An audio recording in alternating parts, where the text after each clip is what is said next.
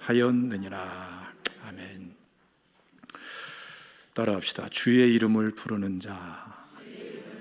다시 한번 주의 이름을 부르는 자.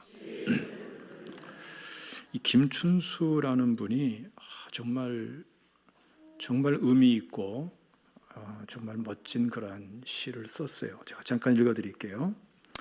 내가 그의 이름을 불러주기 전에는 그는 다만 하나의 몸짓에 지나지 않았다. 내가 그의 이름을 불러주었을 때 그는 나에게 와서 꽃이 되었다. 내가 그의 이름을 불러준 것처럼 나의 이 빛깔과 향기에 알맞는 누가 나의 이름을 불러다오. 그에게로 가서 나도 그의 꽃이 되고 싶다. 우리들은 모두 무엇이 되고 싶다. 너는 나에게, 나는 너에게 잊혀지지 않는 하나의 눈짓이 되고 싶다. 참 잘 썼죠? 저도 좀 이런 시를 좀 쓸 수 있으면 참 좋겠어요. 참 의미 있는 시입니다. 한 사람의 이름을 불러준다는 것이 얼마나 많은 의미가 있고 변화를 가져오는가. 비슷한 개념입니다만은 유명론이라는 게 있어요. 그 나미날리즘이라고 해가지고 옥함의 윌리엄이라고 일반적으로 불려지는 분이 이게 굉장히 큰 영향력을 끼쳤는데 그 굉장히 그 사상적인 배경은 굉장히 복잡해요. 그런데 핵심은 간단해요. 한 개체가 우선이고 개체가 본질이라는 거예요. 근데 이 개념이 어떤 결과를 가져오냐면은 마틴 루터에게 영향을 끼칩니다. 그리고 근대 사상에 영향을 끼치고 근대 자연 과학이 열려지는 데 영향을 끼쳐요. 그래서 스콜라 철학이 지배하던 시대에 그 한계를 극복하고 근대로 넘어오는 데에 아주 결정적인 역할을 하는 중요한 사상이 되는 것을 볼 수 있어요.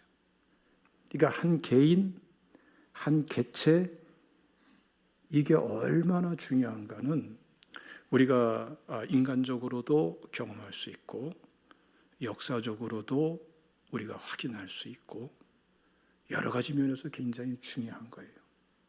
그래서 여러분 우리가 정말 따뜻한 마음으로 다른 사람의 이름을 불러준다는 것은 굉장히 소중한 거예요. 그것을 통해서 많은 일들이 일어납니다. 우리가 성경을 보면은 아담에 관한 말씀이 쭉 나옵니다. 그런데 아담에 관한 것을 보면 말이죠. 아담이 하나님 앞에서 하와를 통해서 선악과를 따먹고 죄를 짓고 타락을 해요. 자, 그런데 이 아담에게 변화가 일어납니다. 죄 짓기 전에는 하와를 향해서 이는 내 뼈 중에 뼈요 살 중에 살이니라 하고 이렇게 이게 원문상으로는 이게 시거든요. 아주 멋있는 심오한 시인데 그렇게 불러주던 사람이 죄를 짓고 나서 죄의 지배를 받으니까 어때요? 하나님이 주셔서 나와 함께 하게 한 그 여자가 먹게 해서 내가 이 선악과를 먹고 내가 이렇게 되었습니다. 이렇게 핑계를 대는 것을 볼 수가 있어요. 그리고 실질적으로 이들의 관계는 참 힘든 관계예요. 정말 죄 없이 하나 됐던 아담과 하와의 관계는 이미 벽이 생기고 금이 가버리고 책임을 전가하는 그런 입장이 돼버리고 말았어요. 그런데 아담에게서 놀라운 일을 발견합니다. 아담은 말이죠. 이름을 짓는데 명수고 이름을 부르는 걸 통해서 역사를 일으키는 사람이에요. 타락 전에도 아담이 말이죠. 모든 피조물들 하나하나 이름을 불러줍니다. 한번 읽어볼까요? 창세기 2장 19절 말씀 한번 읽어봅시다. 창세기 2장 19절 말씀 시작. 여호와 하나님이 흙으로 각종 들짐승과 공중의 각종 새를 지으시고 아담이 무엇이라고 부르나 보시려고 그것들을 그에게로 이끌어 가시니 아담이 각 생물을 부르는 것이 곧 그 이름이 되었더라. 가만히 생각해 보면 말이죠, 굉장한 사건이고 굉장한 권세예요. 부르는 대로 그냥 그 이름이 돼버려요. 근데 타락 후에는 어떻게 됐어요? 사실 아담 입장에서 보면은 자기 아내 된 하와 때문에 쫄딱 망한 사람이죠. 굳이 책임을 묻는다면. 그래서 저 여자 때문에 이렇게 됐습니다, 이렇게 얘기를 하는 거예요. 그런데 아담은 여기서 멈추지를 않아요. 자, 한번 읽어봅시다. 창세기 3장 20절 말씀 다 같이 읽습니다. 시작. 아담이 그의 아내 이름을 하와라 불렀으니 그는 모든 산자의 어머니가 됨이더라. 이름을 뭐라고 그랬어요? 하와다. 그동안은 어떤 사람이었어요? 아담은 사람이란 뜻이에요. 인간이란 뜻이고, 또 남자라고 불려졌고, 그렇기 때문에 하와를 뭐라고 불렀어요? 여자라고 불렸었어요. 다시 말하면은 이름이 없는 상태예요.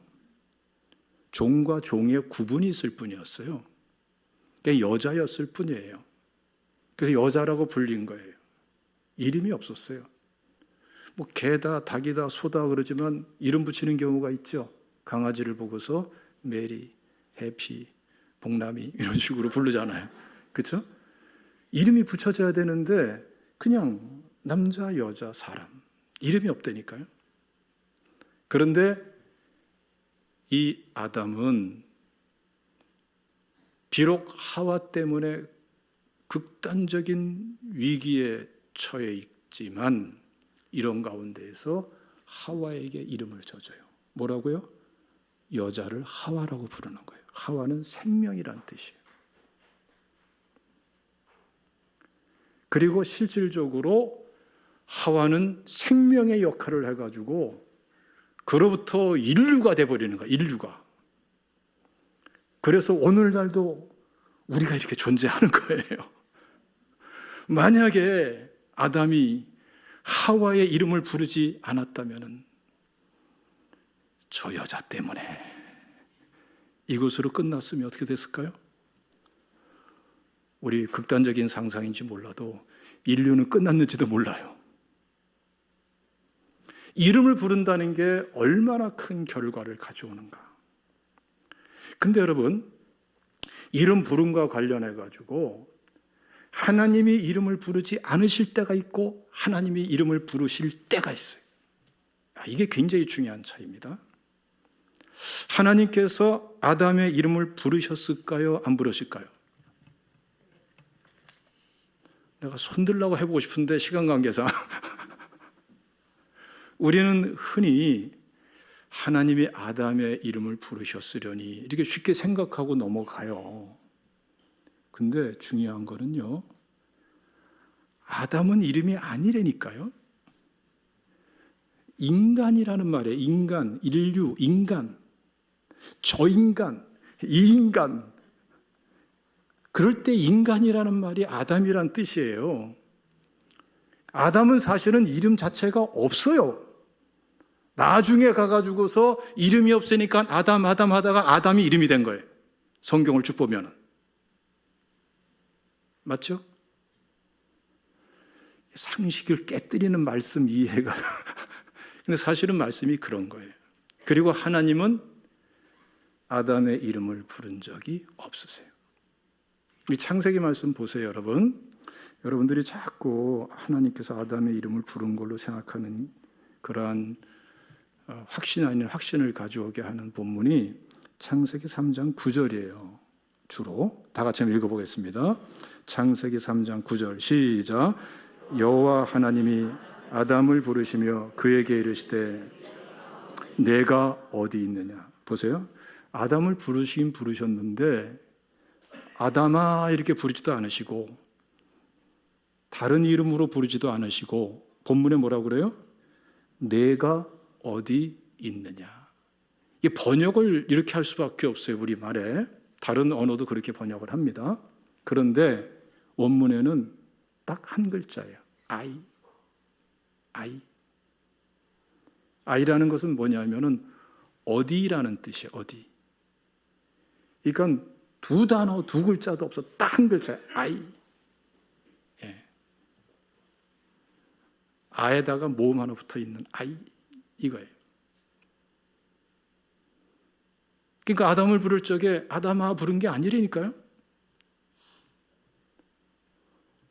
어딨어? 길게 말하면 어딨니? 이렇게 해석할 수 있지만 말 그대로 말하면 어떻게 말하는 거냐면 어디?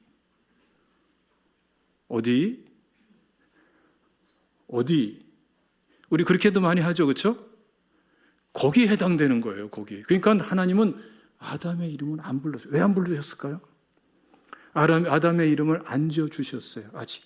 왜 안 지어주셨을까요? 다른 이름이 없어요. 아담이 죄짓고 타락했거든요. 우리가 노아 홍수 기준을 통해서 이해하면은 육체가 됨이라 말씀하잖아요. 고깃덩어리를 말하는 거예요. 그런 가운데에서 온갖 악행을 저지르니까 노아 홍수 심판이 떨어진 거예요.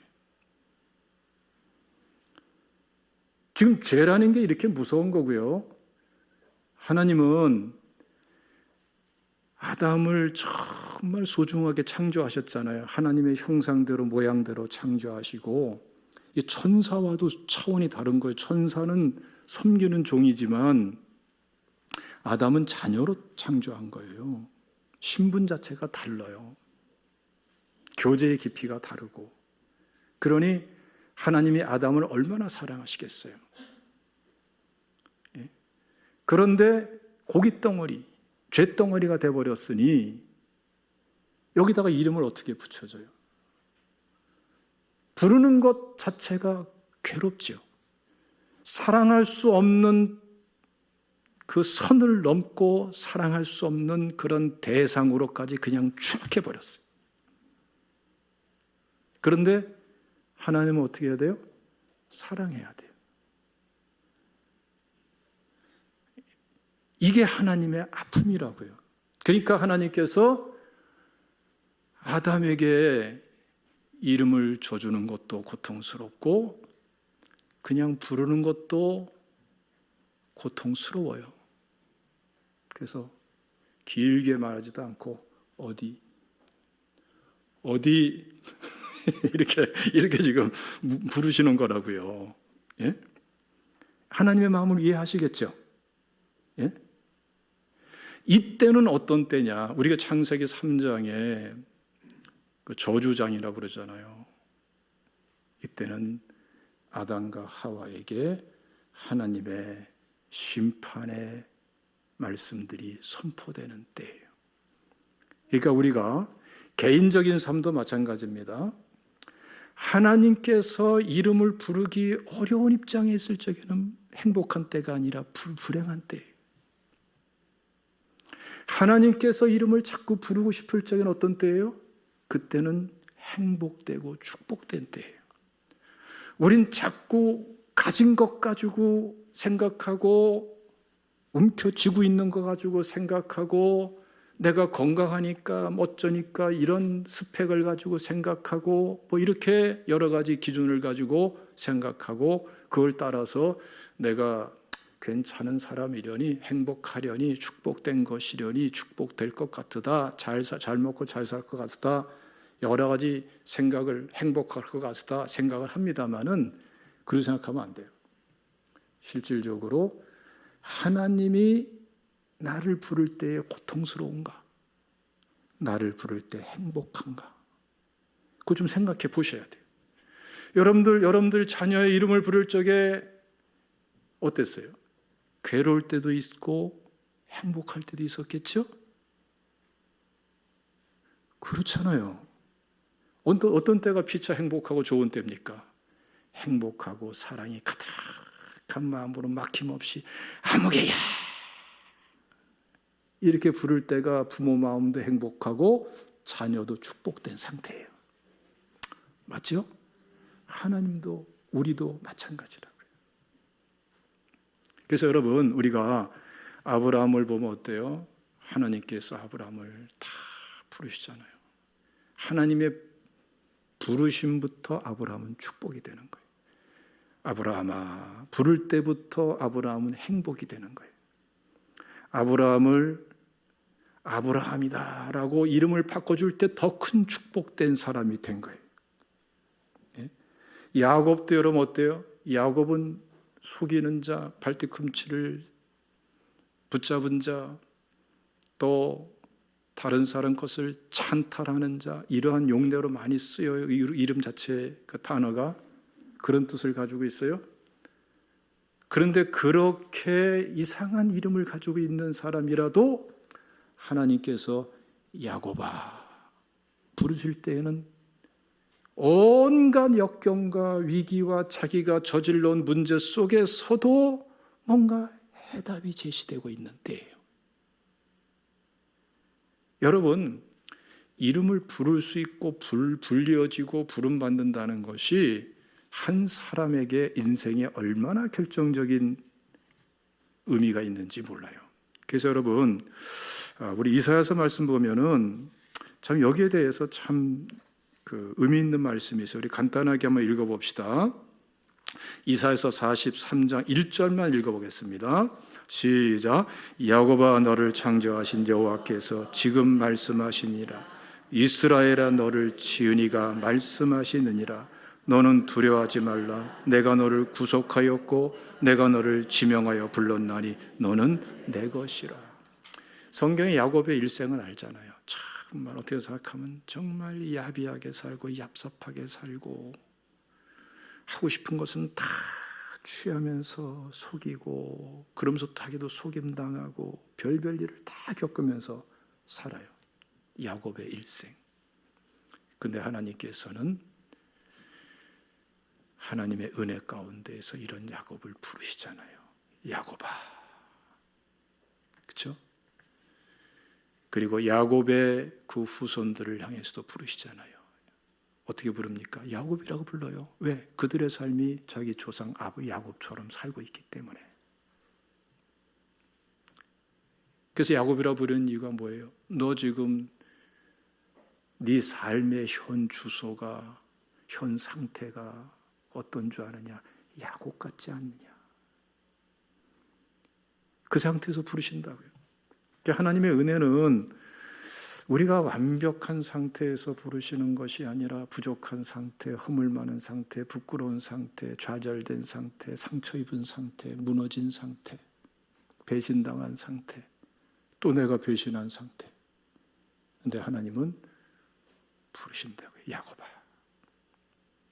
그러면서 그 야곱으로 끝나지 않죠? 그 야곱이 약복강가에서 하나님과 밤새도록 기도하면서 은혜를 구하고 축복을 구하고 기도 응답 받으면서 받은 이름이 이스라엘이잖아요. 예?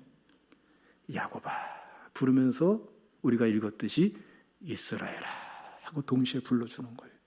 너는 야곱의 자리에 머무를 자가 아니라 너는 달라져야 될 자다. 너는 변화돼야 될 자다. 너는 성장되고 성숙하고 너 이 차원에서 살 자가 아니다. 많은 사람에게 축복이 되어주고 좋은 영향력을 끼칠 수 있는 축복의 통로가 되어줄 사람이다. 야곱아, 이스라엘아, 너 지금 두려워하지 말아라. 너 두려움 때문에 비겁해졌고 두려움 때문에 야비해졌고 두려움 때문에 좌절하고 있지 않느냐. 그러나 내가 너 이름을 부르지 않느냐. 네가 야곱인 걸 알지만 너는 이스라엘로 갈 사람이라. 할렐루야. 그래서 여러분 이 똑같은 맥락에서 이사야서 40장 41장 10절 말씀 보면은 여기 참 놀라운 말씀이에요. 한번 읽어봅시다. 이사야서 41장 10절 말씀 시작. 두려워하지 말라. 내가 너와 함께함이라. 놀라지 말라. 나는 내 하나님이 됨이라. 내가 너를 굳세게 하리라. 참으로 너를 도와주리라. 참으로 나의 의로운 오른손으로 너를 붙들리라. 우리 11절도 읽어볼까요? 시작.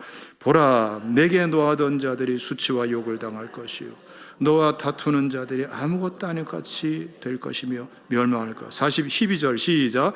내가 찾아도 너와 싸우던 자들을 만나지 못할 것이요 너를 치는 자들은 아무것도 아닌 것 같고 허무한 것 같이 되리니. 어느새 알게 모르게 섭리하시는 하나님의 은혜가 진행되고 있는 것을 우리 크리스찬들은 발견하게 될 때가 참으로 많죠. 이 은혜는 변함없이 하나님의 사랑 가운데에 주어지게 되는 거예요. 할렐루야. 여러분, 하나님께서 여러분들을 부르셨기 때문에, 여러분들의 이름을 불러주셨기 때문에 예수 믿고 구원받았어요. 우리가 이 자리에 있는 거예요. 예배 드린다는 게 여러분 쉬운 거 아니에요.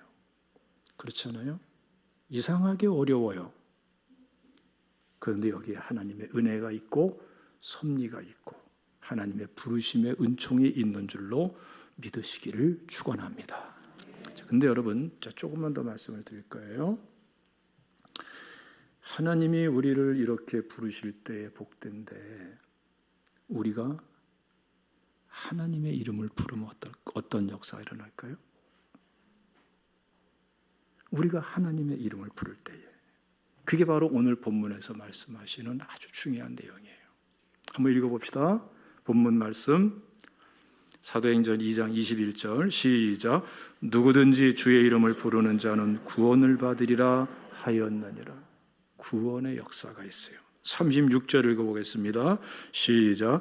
그런즉 이스라엘 온 집은 확실히 알지니 너희가 십자가에 못 박은 이 예수를 하나님이 주와 그리스도가 되게 하셨느니라. 우리가 하나님의 이름을 부를 때에 보혈의 은혜가 우리 가운데에 시작이 되어지고 구원의 은혜가 시작이 되어져요. 그래서 로마서 10장 10절 말씀 보면은 사람이 마음으로 믿어 의에 이르고 입으로 시인하여 구원에 이르느니라. 한번 읽어봅시다. 시작. 사람이 마음으로 믿어 의에 이르고 입으로 시인하여 구원에 이르느니라. 우리가 주님을 부를 때에, 하나님의 이름을 부를 때에 역사가 일어나요. 역사가 어떻게 일어납니까? 우리 힘으로는 그 역사를 일으킬 수 없어요. 우리가 우리 구원을 어떻게 이루고 우리가 우리 스스로 어떻게 주에서 자유케 할 수가 있어요? 안 돼요. 못해요. 인간이 할 수 있는 게 아니에요. 그러나 우리가 하나님의 이름을 부르고 예수 그리스도의 이름을 부르면은 어느새 하나님이 성령이 역사하세요. 그게 언약의 말씀이고 하나님이 하시는 일이에요. 그래서 오늘 본 말씀도 말이죠. 핵심은 이겁니다, 여러분. 이스라엘 사람들은 다 하나님을 믿어요. 그런데 십자가 보혈의 은혜를 거부해요. 그런데 성령이 임하고 이 초대교회 성도들이 마가 다락방에 모였던 사람들이 큰 은혜를 받으니까 사람들이 그걸 보면서 쫙 모여들어요. 웅성웅성. 이게 뭐냐? 그때 베드로가 이스라엘 사람들에게 말씀을 전하는 게 오늘 본문 말씀이에요. 너희들 하나님의 이름을 불러라. 구원의 은혜가 있다. 예수 그리스도께서 십자가 보혈의 은혜를 베풀어 주셨다. 깨달아지는 죄를 회개하고 죄인임을 고백하고 예수 그리스도의 이름을 부르고 모셔드려라. 성령의 은혜가 시작이 되어진다. 이걸 말씀하시는 거예요. 그리고 이 은혜는 우리에게 있어서 전인 구원의 은혜로 이어지는 것입니다. 한번 읽어보겠습니다. 누가복음 4장 18절과 19절 말씀 다 같이 읽겠습니다. 시작. 주의 성령이 내게 임하셨으니 이는 가난한 자에게 복음을 전하게 하시려고 내게 기름을 부으시고 나를 보내사 포로된 자에게 자유를, 눈먼 자에게 다시 보게 함을 전파하며 눌린 자를 자유롭게 하고 주의 은혜의 해를 전파하게 하려 하심이라. 여러 가지 삶의 어려움, 곤비함, 경제적인 어려움, 영적으로 곤비함, 영육 간의 가난이라고 표현된 이 문제에 시달려서 헤어나지 못하는 사람들에게 하나님의 도우심이 시작이 되는 것입니다. 할렐루야. 그래서 신앙생활은요, 체험이 있어요. 하나님 말씀이 그대로 실현되는 체험이 있어요. 할렐루야. 뿐만 아니라 죄의 종되고 노예됐던 죄의 포로된 사람들이 어느새 죄에서 자유케 되어져요. 이상하죠. 죄를 저지르고 죄에서 헤어나려고 아무리 몸부림쳐도 안 돼요, 이거는. 그런데 하나님 앞에서 죄를 회개하고 십자가 보혈의 은혜를 받아들이고 믿음으로 나가면은 어느새 죄의 세력은 힘을 잃어버리고 죄는 끊어져 버리고 죄가 떠나가고 내 심령에서만이 아니라 삶의 현장에서도 죄는 힘을 잃어버려요. 이게 우리 그리스도인들이, 전 세계 그리스도인들이 체험하고 있는 하나님의 은혜죠. 할렐루야.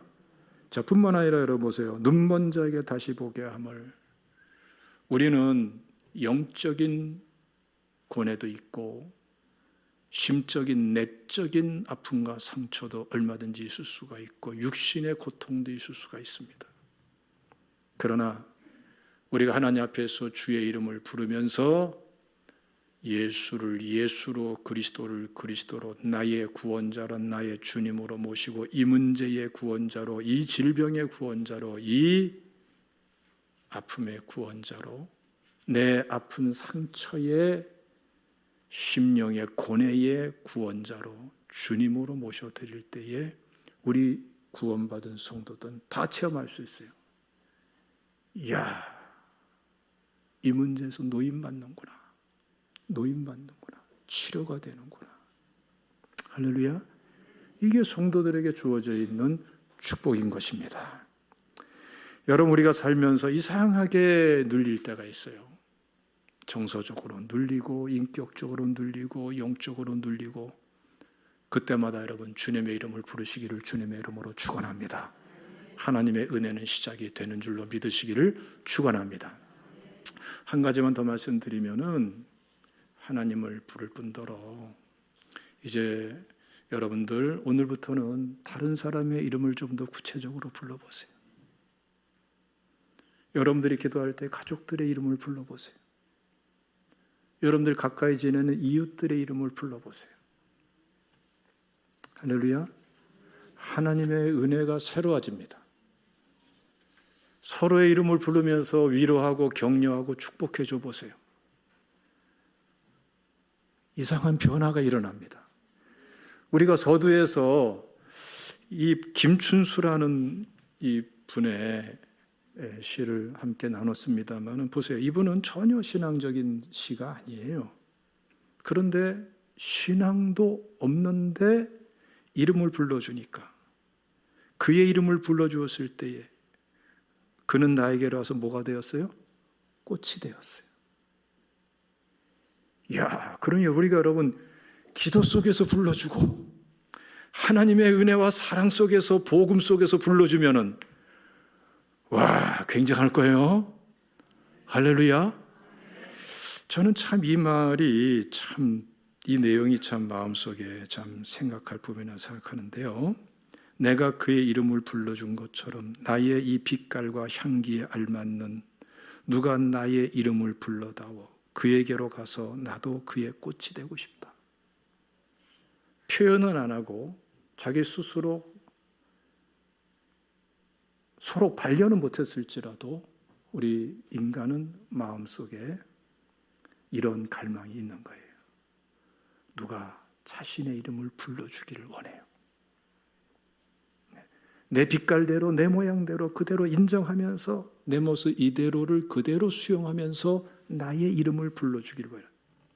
나의 정체성에 맞는, 나의 본성에 맞는 나 그대로를 수용하면서 불러주기를 원해요. 불러주면은 불름받은 사람은 어떻게 돼요? 꽃이 돼버려요. 그 서로가 서로에게 꽃이 되는 거예요. 향기가 나겠죠? 근데 이게 신앙도 없는 사람이 이런 시를 쓰고 그러는데, 이거 상당히 그냥 생각해서 쓰는 것이 아니라 삶이 깊이 있게 담겨 있는 시다, 이렇게 생각이 됩니다. 우리가 복음을 아는 사람으로서 기도 속에서 이름을 부르고 생활 속에서 이름을 부르면서 위로하고 격려하고 축복할 때에 더 놀라운 역사가 일어날 줄로 믿습니다. 가정이 이렇게 되고 여러분들 이웃관계가 그렇게 되기를 주님의 이름으로 축원합니다. 기도하겠습니다. 주님 감사합니다. 오늘 이 말씀이 이 한 주간